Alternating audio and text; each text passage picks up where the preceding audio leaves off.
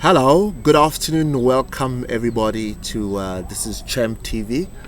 Welcome to another edition of Talk with Champ. I am your host Fari Rachikuni. Very nice of you to join us today. It is a wonderful day. It's a Friday. The weather is good up here in Joburg.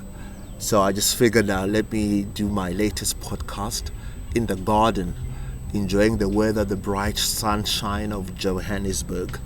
So since it's a Friday, it can only mean one thing. It is weekend focus, where we focus on all, or rather preview all the major sporting events of this coming weekend on the eve of another sensational sporting weekend.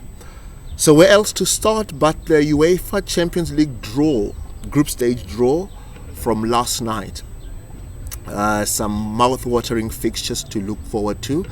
I'll be telling you who I fancy to progress to the next round in the 8 groups of 4 from the UEFA Champions League. So starting with Group A, where we have who do we have? We got Ajax, we got Liverpool, we got Napoli and Rangers. Who do I fancy there, you ask? I fancy Liverpool to top the group, and I fancy Napoli to go through with Liverpool in that group. Ajax have lost a bunch of quality players. Martinez has gone to Man United. Tagliafico has left as well. The boy Anthony is rumored to be leaving to Man United.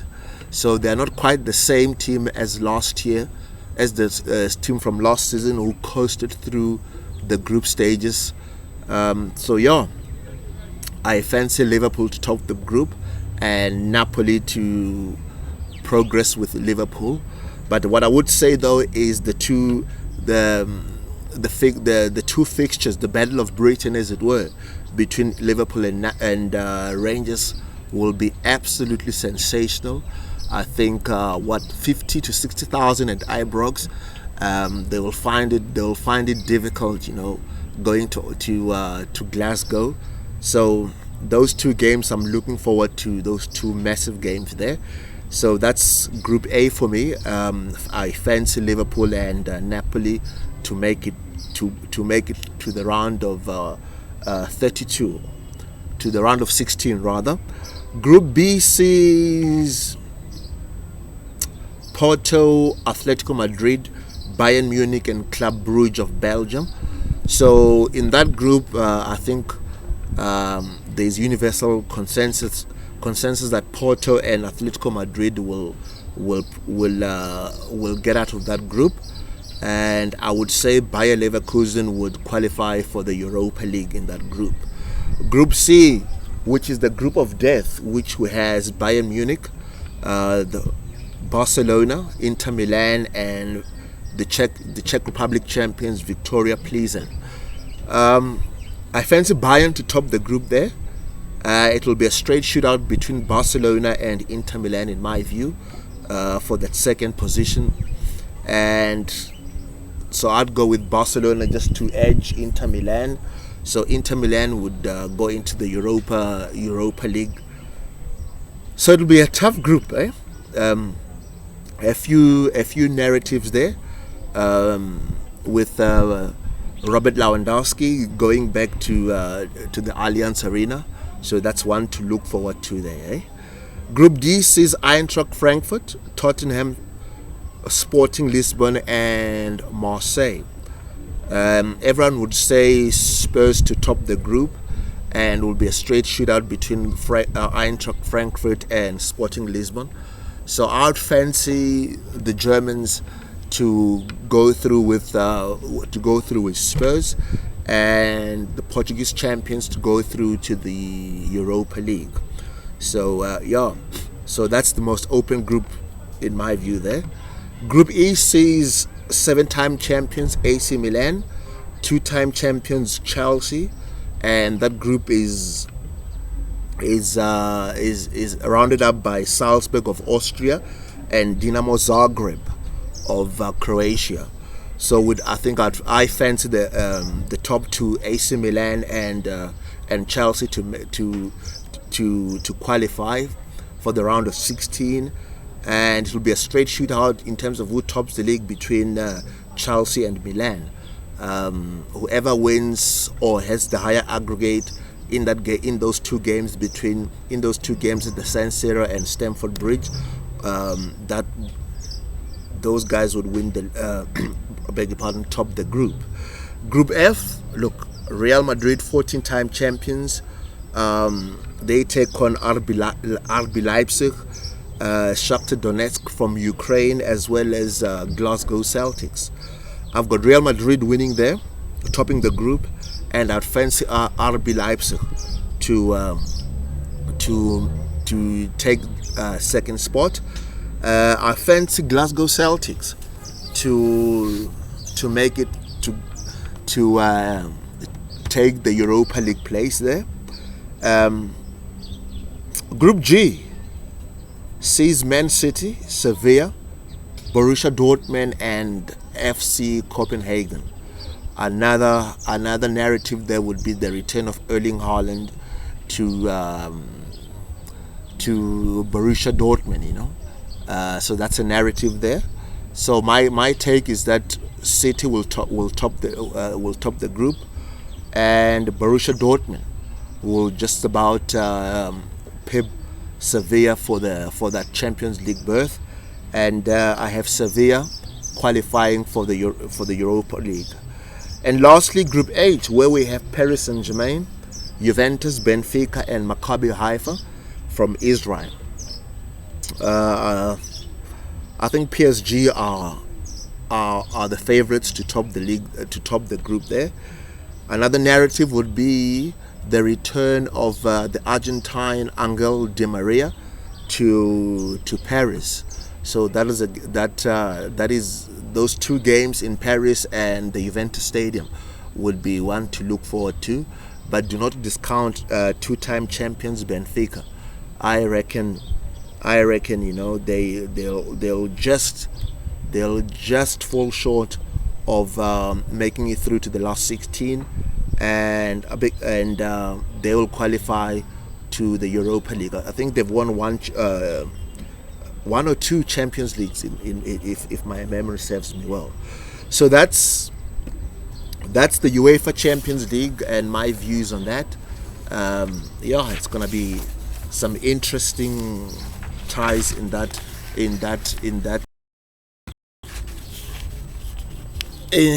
Champions League. Moving on to the Barclays Premier League over the weekend, starting on tomorrow, the lunchtime game between Southampton, who are at home, to 14th place Manchester United. United coming off that sensational win over Liverpool on Monday. They should have grown in confidence. That win over Liverpool should give them some confidence. Unlike most who felt that United played very well and deserved their victory. Look, for 20-25 minutes, they were the better team, and then for the rest of the game, I think Liverpool were the better team in my view. They just couldn't finish that final pass and to bury their chances. So my predictions for that is I think it's going to be a 1-1 draw at St. Mary's, followed by Chelsea, who are in 12th, hosting Leicester City, who are in 19th place. Look, Leicester City have had a poor season so far. No new signings. Brendan Rodgers is having to deal with young Wesley Fofana looking to leave. There have been rumours of James Maddison's interest. Newcastle showing interest in James Maddison, and there's rumours of the Belgian midfielder Yuri Tillemans. He's attracted interest from Arsenal as well. So it's a turbulent dressing room at this point in time. So Brendan Rodgers is having to deal with rumours, and his squad his squad not quite functioning at the right level, you know. So I fancy Chelsea to win by 2-1. I know they're coming from a shambolic performance away to Leeds at Ellen Road, a 3-0 battering that from Leeds. So look, it hasn't been a settled dressing room at Stamford Bridge, but I still fancy 12th place Chelsea to beat Leicester by 2-1. Followed by Brentford. I beg your pardon, Liverpool, who are in 16th place. They welcome Bournemouth, who are in 15th place. Look, Liverpool are coming off a defeat from their eternal rivals, Man United. I think they played well, but not at the standard that we're accustomed to. But I think they played well on Monday night against United. They welcome Bournemouth, who at the beginning of the season I fancied them to go down to be relegated. So I fancy Liverpool to win by 3-0 there. I know that Liverpool have are struggling with injuries to their. I think they've got 6 to 11 injuries at this point in time. So that's a bit of a quagmire for Jurgen Klopp. But yeah, as I said, 3-0 to Liverpool. That's my prediction. And yeah, so moving from there, we go to the Amex Stadium, where Brentford, who are in 5th, welcome Leeds United, who are 3rd. Both teams are in fine form so far. So I've got that game finishing 1-1 between the two teams. And then that takes us off nicely to the champions, Manchester City, who are in 2nd, who welcome Crystal Palace. Now, if you remember this same fixture last season, Crystal Palace won by 3 goals. They won by 2-0 through goals from Wilfred Zaha and a Conor Gallagher penalty late in the second half. But City have recently struggled against Crystal Palace, but for some reason, look, they're coming off a blockbuster game at St James Park where it ended by 3 goals each. So I still fancy Man City to recover and just shade it by 3-2 tomorrow. And then lastly, on Saturday, first place Arsenal, who've been in sensational form. They are the only unbeaten team in the league. They are the only team who have 100% record. So they are 3 from 3. They welcome Fulham in a 7th place Fulham in another London derby. I fancy Arsenal to win by 3-1, but they'll have to watch out for Alexander Mitrovic, who's been in sensational form. He scored a last-minute winner in another London derby last week against Brentford. So, like I said, my take is 3-1 to the Arsenal to continue their fine form. And then on Sunday, we have 3 games. Aston Villa are in 13th, welcome last-placed West Ham United. Look, Steven Gerrard is a man under pressure there. Sooner or later he has to deliver, and he has to change the narrative. I said last week in my show that in 31 games there he's won 11 games, lost 15 and drawn 5. It's not good enough if you look at the investment or the players that Aston Villa have brought in. So he's a man under pressure. I think Aston Villa will give him at least the season to see it off. So my prediction there is that game will end 1-1. I know David Moyes is in a bit of a pickle. He's 0 from 3 this season so far. Look, I think they were unlucky against Nottingham Forest. They were just last week against Brighton. They were outdone by a superior team in Brighton. So yeah, I've got Villa 1, West Ham 1 in that game, and followed by Newcastle, who are in 6th, who are away to Wolves, who are in 18th. Look, Wolves have been they've been just Wolves, you know. Look, they don't play an attractive brand of football. Yeah, man. Newcastle, on the other hand, they've got St James Park with 52,000 fans, you know, rocking and roaring in support of Newcastle. I mean, they've breathed new life to that city. So I fancy Newcastle to win by 2-1 there. They've made some brilliant signings. The boy Alexander Isak has passed his medical, the Swedish striker. So he's there to support the injury-prone Caleb Wilson. He's injured, if reports are to be believed. So I think that signing of Isak will just once again breathe more energy into the club. And then finally on Sunday, the late game, Nottingham Forest are in 10th, welcome 4th placed Tottenham Hotspurs. I fancy Spurs to win that game by 3-1. It's going to be a tight game. Look, Spurs they've been playing in third gear, you know. Apart from that first game that they won by 4-1 in the first game of the season, they were poor against Chelsea. They were fortunate to beat Wolves last week. So I still fancy Spurs to win by 3-1. So that's my weekend prediction from the English Premier League. Moving on to the DStv Premiership. Starting tonight, we've got 14th place. There's a Tshwane derby. 14th place, SuperSport United, who welcomes second place Mamelodi Sundowns, the champions. I have Sundowns winning that by 2-0 in the Tshwane derby. Look, I think we all fancy Sundowns to edge that game. You know, they're coming from a brilliant performance, beating Stellenbosch United by 3-0. When was it? On Wednesday. So I fancy Sundowns to continue that vein of form, with the new Chilean midfielder Allende scoring a goal there on debut. And then on Saturday we have 5 games on Saturday, starting with 15th placed Golden Arrows welcome 13th placed Chippa United. I have Golden Arrows, who are at home there, just winning that game by 2-1.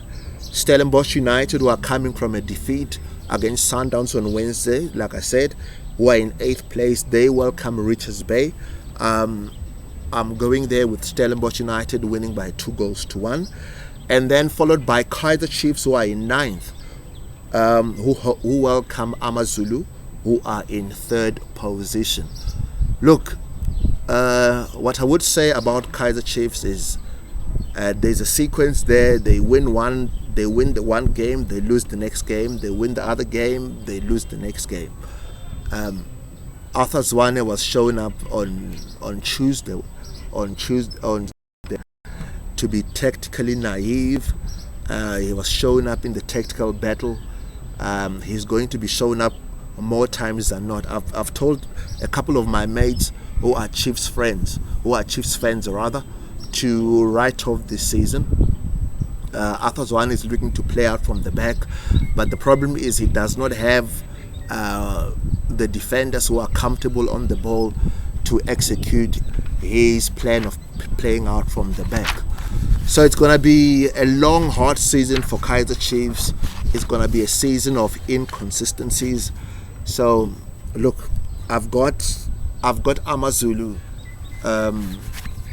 edging that game by 2-1. I think Brendan Trutter's men are in a better vein of form than Kaizer Chiefs, and they are that much further down the line in their development as a squad. I know they've brought in about 10 or more players this season, but because of who they have on the bench in Brendan Trutter, who is more experienced compared to Arthur Zwane, I just feel that Amazulu will edge that game by 2-1. Then we have Sekhukhune United in 11th, who welcome Royal AM, who are in 4th. Look, Royal AM scored a last-minute equalizer, or rather an added time, a stoppage time equalizer to draw with Marumo Gallants. So I fancy that game will end up in a 1-1 draw, and then to complete Saturday's fixtures, TX Galaxy, who are in fifth, who have exceeded expectations so far this season. They welcome Cape Town City, who basically hammered Kaizer Chiefs in the last game. I reckon that game would end in a 1-1 draw. Like I said earlier on when I was speaking about Kaizer Chiefs, Eric Tinkler did a number on Arthur Zwane there.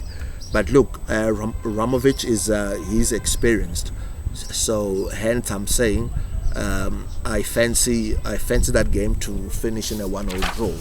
And then we have on Sunday 2 games. Marumo Gallants, who are number 16 and struggling, they welcome Swallows FC. I have that game finishing 1-1. And lastly, Maritzburg United welcome Orlando Pirates at the Harry Gwala Stadium. I fancy Orlando Pirates to win that game by 3-1.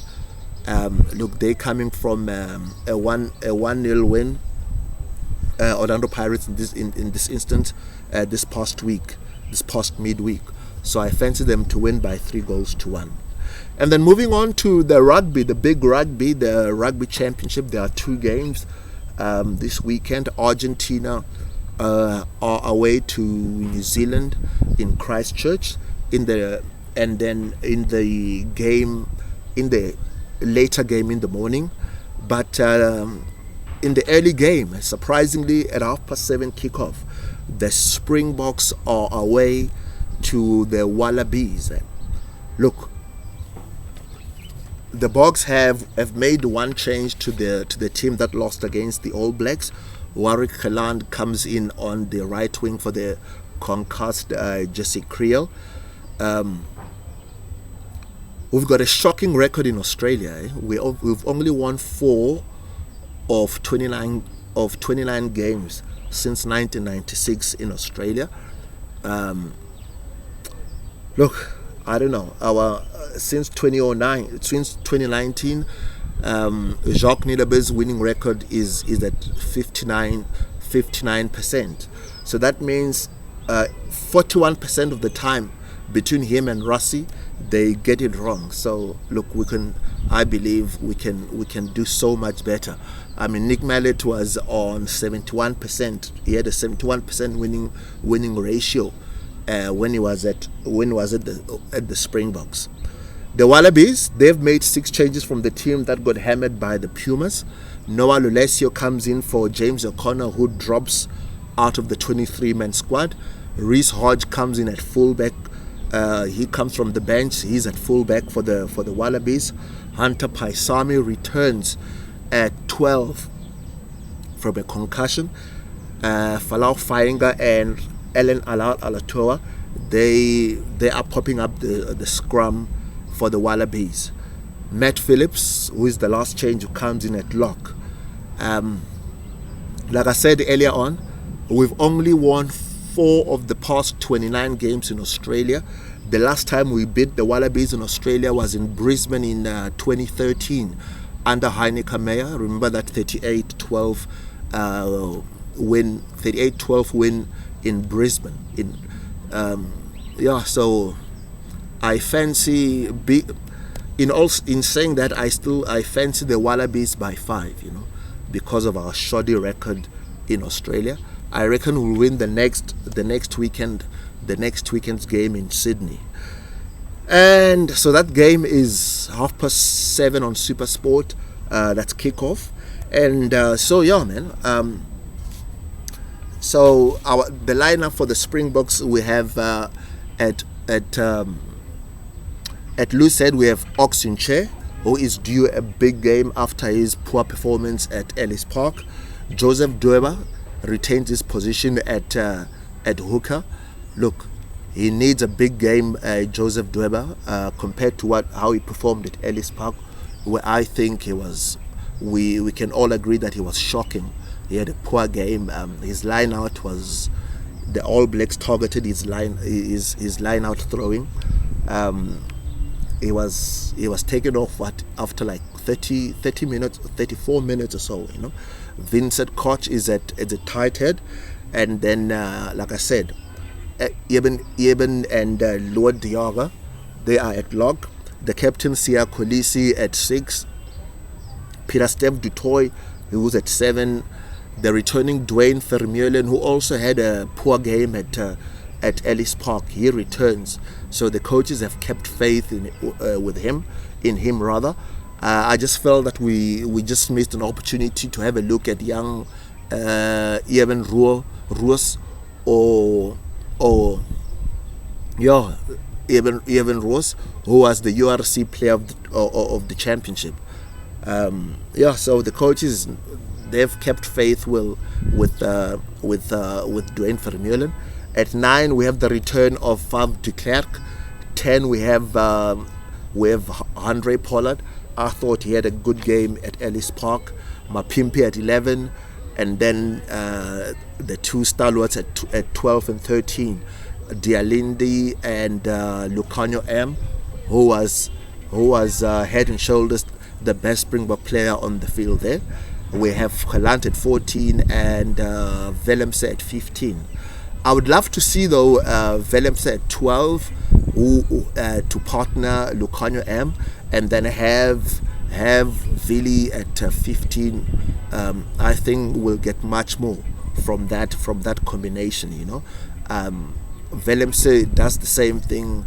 He'll get you over the advantage line just as Damian Dialende does. However, he's got a better all-round game. His passing is better. He gives you a kicking option. He gives you an option to offload as well. So I think going forward, I'd love to see that combination. The Wallabies, like I said, they've made 6 changes, and then moving on to New Zealand, who take on Argentina. At 9:35. Argentina, they've made 3 changes. They've brought in Joel Schlavi in for Gomez Cordera at tight head. Lucio Senti moves from center to the left wing in place of Juan Imhoff, and then Mateus Olandi, he is in to partner Mateus Moroni in for Geronimo de la Fuente. What a lovely name, Geronimo de la Fuente. What a lovely name. So that's 3 changes for the Pumas. The All Blacks have not made any changes from their starting 15 that won at Ellis Park. My prediction for that game is New Zealand by 8. And then finally, the cricket. The second test between the Proteas and England at Old Trafford. Today is day 2. We are 1-0 up in that series. Look, we won the toss yesterday, and the less said about our betting, the better for everyone. I think we are shocking. Our betting is shocking, absolutely shocking. None of our top 6 averages in 40 or above 40. None of them. Dean Elgar, Cyril Irvi, he's new, so we can give him a pass. The boy Peterson, he's still new in Test cricket, but Aiden Markram, for crying out loud, I think he averages 15 in the past year and a half. So he's had the continued belief that we have in him is unjustified, in my opinion. Who else? We have Rassie van der Dusen as well, who I think is not good enough for Test cricket, but that's just my view. So we are behind the 8 ball, England finished on 111 for 3. With our attack, let's just pray that our attack, gets us in the game. A couple of early wickets in the first hour of day 2 today, get us in there. Get Johnny Bairstow out. Get the captain Ben Stokes out, because those two can take the game away from us very quickly. So yeah, man. Hopefully day 2 is better than day 1, but like I said, the batting needs to improve tenfold. We are not good enough in our batting. We got our attack is the best in the world in my view, and so many people share that view as well. So yeah, let's pray for a good day on day 2 in Manchester, Old Trafford. And yeah, that's my focus for the weekend focus. Look, subscribe, hit the subscribe button on YouTube there. Give me your comments, send me your views, tell me what you think about my predictions this coming weekend, my thoughts, that sort of thing. Give me your thoughts as well on the comment section. Give me feedback. So yeah, ladies and gentlemen, that is Weekend Focus on Champ TV from Champ TV on Talk with Champ, the Talk with Champ podcast. Thank you very much once again for joining me, and till Monday, where we reflect on the weekend sporting events. Have a great sporting weekend, and thank you very much for joining me. Cheerio. Bye bye.